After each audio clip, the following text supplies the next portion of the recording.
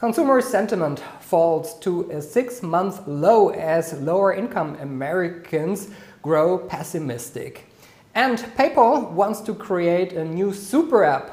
Will this be dangerous for the big players in the markets? This is the IG Trading Talk, and I'm Manuel Koch.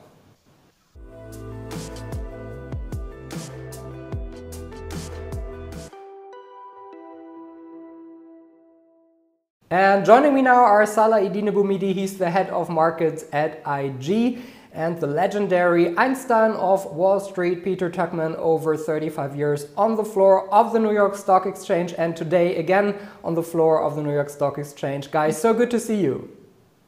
Thank you for having me. So I hope you had a lovely Valentine's Day yesterday, and Salah, it was your birthday, so happy birthday, all the best for you.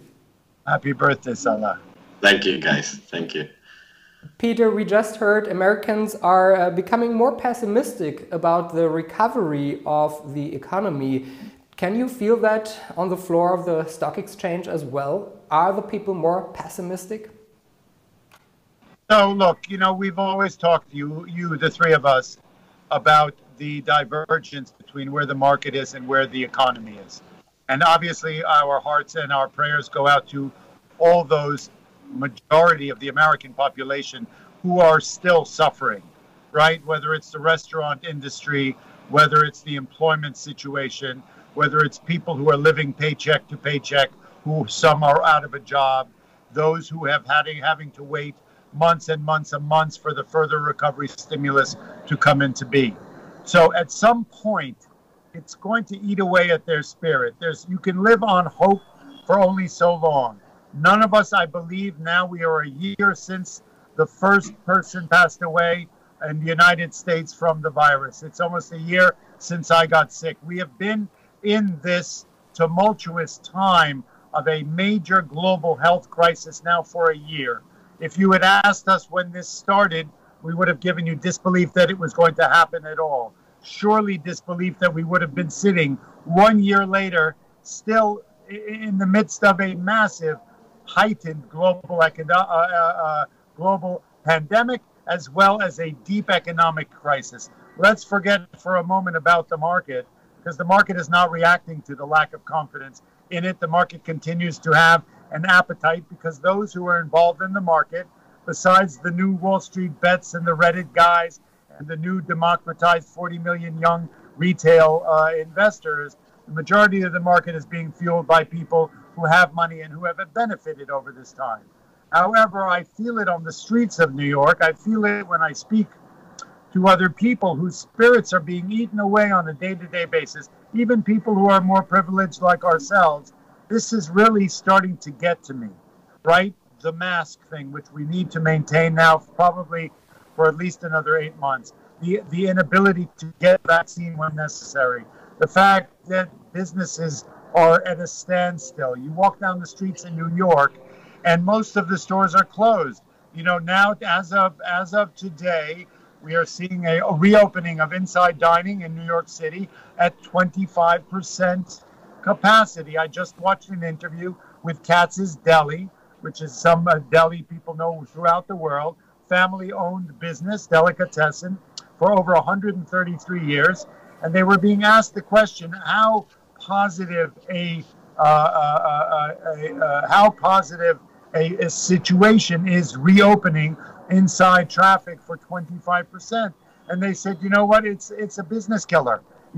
They've been able to reinvent themselves, sending food out, trying to create an in-home experience for people throughout the pandemic. Opening a restaurant at 25% capacity, if you have not been able to reevaluate your business model through e-commerce, through websites, through at-home dining of some sort, is not going to make the economy any more robust. So people's confidence by now have been eaten away. People are COVID burnt out, right? And so I think that makes sense. It's amazing it took this long for the consumer confidence index to get eaten away. But at this point, we're a year into this thing, and it's bound to happen. Yeah, Peter, and something what we need to underline is, of course, fundamental data like this data is also time lagged. And we see no pessimism on the markets. I mean, technically speaking, what a wonderful uptrend. We've seen new record highs. And I need to underline this again. Using technical analysis is something that can guide you and taking more knowledge about risk. I mean, I had a nice example to show. We had an EMA 55 moving average and the Bollinger Bands. Combined, you had two nice buying signals in the last 3 months, actually. Now in 2nd of February, again, this was a pullback to get to new highs. I mean, pessimism on the street is not pessimism on the Wall Street. So there is a difference. What I want to ask you, even if it's February, actually it's a weak month, we see still higher highs. Is there a peak coming up, or do you think, look on technical analysis, the way up is much higher? So, look, I find it unbelievable that the appetite, right? So I'm here on the floor today. I hope some of your audience is becoming aware of the SPAC craze, the way companies are being brought to market to become public. We've done 5 SPACs today already this morning. My son is down there now doing the SPACs that have yet to open, 2 more. Last week we did 25. The IPO market is still on fire. The tech sector is incredibly robust. The Bitcoin situation is completely exuberant, whether it's irrational or not. So the appetite for people within the marketplace, the incredibly strong, by now, companies have those that have survived, and most of the public companies have, and there are a few that have been really hurt, except, look, I need to go back for a moment because I read something fascinating yesterday that one of the catalysts in the market's robustness during an earnings season is the fact that we've retraced a lot of expectations on earnings and made it so, and costs, overhead costs, by now, going back to my original statement that no one would have thought we would have been still in this situation a year in, what the companies have had to do to stay alive is cost cutting, right? Whether it's employee layoffs or whether it's taking down brick or mortar or it's working from home or whatever they've had to do, the cost cutting has made them once again a viable business model that can be profitable, right? So I don't know how that's going to look like on the other side of the pandemic when we start to reopen. Hopefully there'll be a beautiful surge of employment and whatnot. The markets seem to have an undaunted appetite. Investors have seen an undaunted appetite for SPACs, for IPOs, for digital currencies, for the new, including the new 40 million young retail traders that are getting into the market. That's a whole nother story we'll talk about. But the tech sector is on fire. The PayPals of the world, the Amazons and whatnot. We're seeing social media. We're seeing tech. We're seeing even now people are starting to look forwards towards the airline industry and the travel industry that they hope will be the first ones to benefit from the reopening. So as we often say, the market is forward-looking. We will not be in this forever, although right now for us it feels that way. And that's contributing to the lack of confidence in the consumer. However, people in the marketplace, the investment community, are forward-looking. They are looking for the fact that if you hold back a horse long enough, that when the bell rings and the gate opens, there's going to be a flood into every industry possible. People will have been saving money, though some of them who have some disposable income, those who have not traveled, who are prone to travel and vacation and whatnot, who haven't done that for a year, are going to be dying to get on a plane and dying to get on a cruise and going back to the movies and whatnot. So the market tells us, I always say the market does what it wants to do. And right now the market is telling us that every pullback as being a pullback to a support level. We're seeing that in technical analysis. I like the fact that you brought that up. We have to do that. Anyone wants to talk to us about technical analysis, we're happy to share our inroads. It's the only defense against volatile markets. But what it's proven to us is that any pullback we've seen, and they've been few, have been up against support, and they've been nothing but buying opportunities, not selling opportunities. totally agree.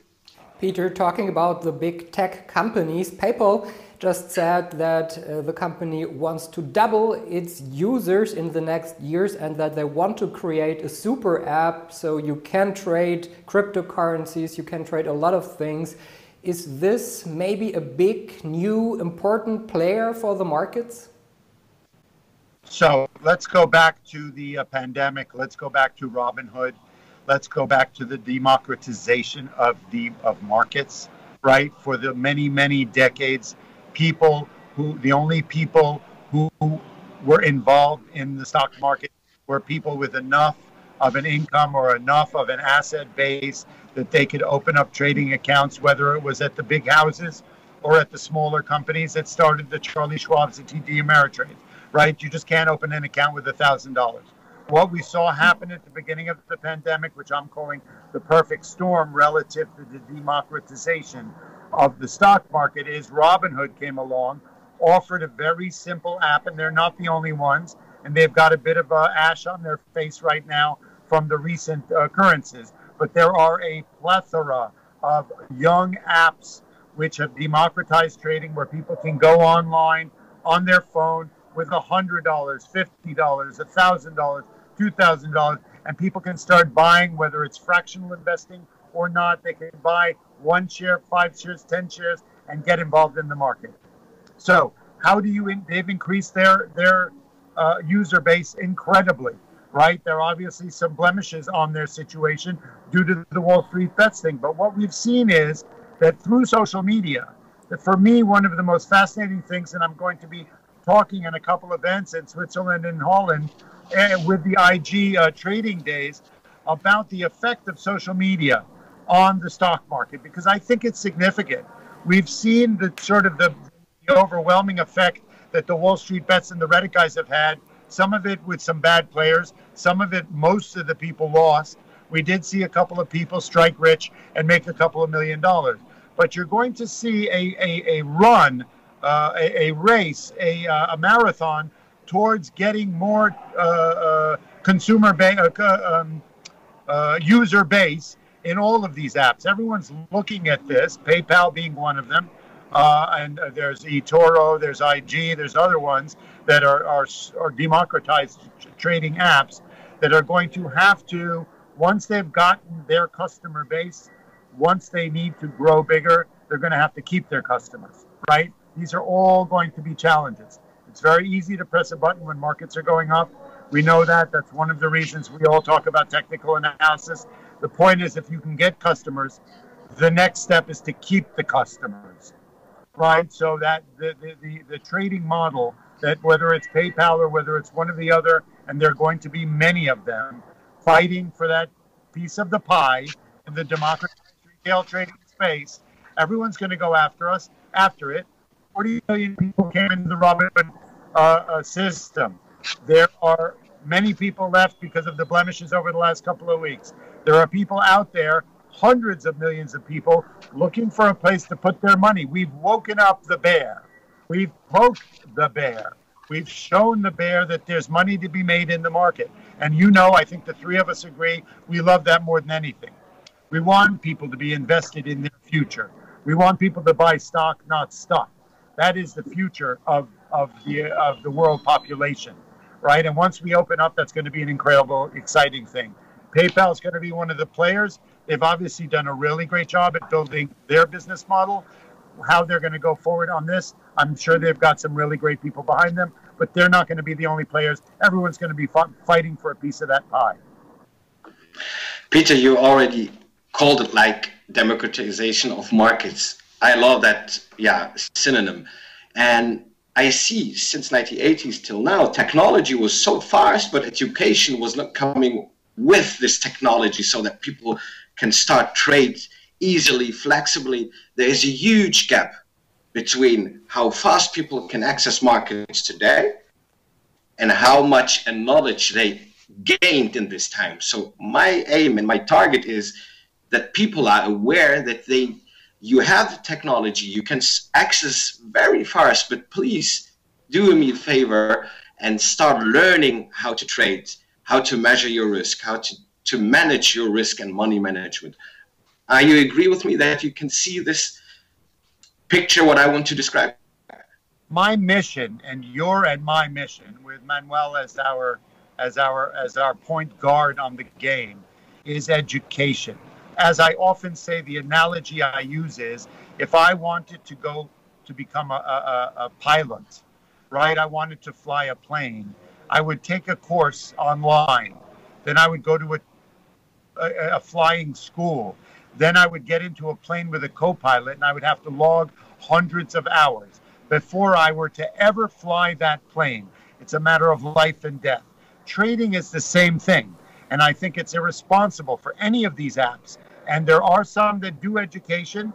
The Charlie Schwabs of the world, the TD Ameritrades, do have education platforms within their trading program, right? But that's one of the reasons we have the Wall Street Global Trading Academy, is because trading a market, we don't want people's impression, which so many of these young new traders have, that this is a get-rich-quick scheme and that it's gambling. If you don't have the fundamentals of technical analysis, it is gambling. Yesterday, the Reddit Wall Street Bets guys went after the cannabis industry. Tilray, which has been a stock that's been volatile since inception, it went from 12 to 350 and back to 12. In the last 4 days trading, went from 12 to 66 to 77 and back to 30. Right? Now, granted, there may be many people who got on board that train and bought it and made a lot of money. I wish all the best on those people. But I promise you, and as somebody who I spoke to last night, a friend of mine, who bought the stock at 12, went to 26, he called me, he goes, oh my God. I said, be careful, always ring the cash register. It went to 40, it went to 66. After hours yesterday, it went to 77. And he called me, he goes, oh my God, it's going to 200. I love it. It's amazing. And by the time we were done with the phone conversation, after hours, it was trading at 31. So the bottom line is, there are more people, I promise you, whose accounts got blown up because they don't have the discipline to ring the cash register, technical analysis, knowing when to get in, how to get out. Our friend David Green was on the phone with me last night. And I said to him, what are we thinking about Tilray? And he goes, Peter, after hours, it's dropping like a tank. I said, where do you like it? He said, the first place I like it is at 29.65. And then I don't like it again until 19 or 16, because that's where the EMAs were telling us there was support. The bottom line is, we saw it with GameStop. When GameStop came down, and once again, I wish everybody to make money in these stocks. But the bottom line is, stock that goes from 2 to 19 to 483 and back to 50 are dangerous places to play if you don't have the experience. The bottom line is, when it was coming down from 480, I called David Green, who runs the Green Room Live and is partners with me on Wall Street Global Trading Academy. I said, where do you like this stock again? It was falling to 300, to 200. And you know that there were people going, it can't go lower. I got to buy it. And he said to me, Peter, the next show of support is $131. I said, you've got to be kidding. Down 350? He goes, yes, that's the patience, consistency, and discipline are the keys to technical analysis and trading. It got down to 130 spot 56, right at the spot where Mr. Green said there would be support, and that was where the pivot point was, when it hit up against the moving average. Between there was a vacuum. It touched 129.56. It went up $17. So I beg people to learn technical analysis before. If you're trading $100 worth, go have some fun, get into the industry, enjoy it. But if you're committing capital and you want to have a future in this business as an investor, as a day trader, or whatever it is, your last defense against volatile, wild markets is technical analysis. You know it, I know it, Manuel knows it, and there are places out there you can learn it. It is a must.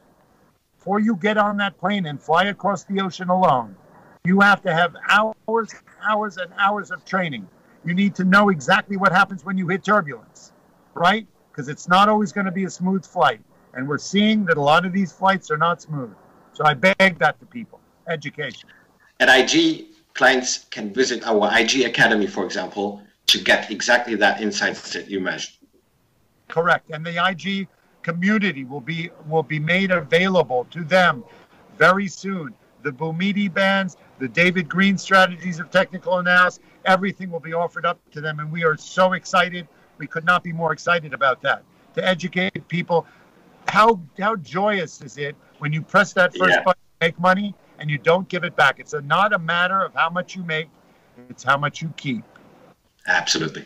And one last thing, you learn once, you earn for a lifetime. It will be a tool you can take with you forever. And guys, I can tell you, I would definitely go on a plane with you, and Peter, you can be the pilot. I trust you. No, you don't want to do that, but you can go on the plane and trade with us. Someone else has to pilot that plane. Guys, thank you so much. I appreciate your time. Peter Tuchman, the legendary Einstein of Wall Street, and Salah Eddine Bouhmidi, head of markets at IG. Guys, thank you so much. Thank you, guys. And thank you for watching. This was the IG Trading Talk. For more information, go on IG.com. Thank you so much and have a good time.